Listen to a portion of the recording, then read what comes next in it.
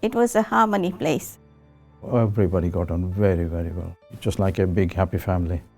I think it was the best time. We had some great time there.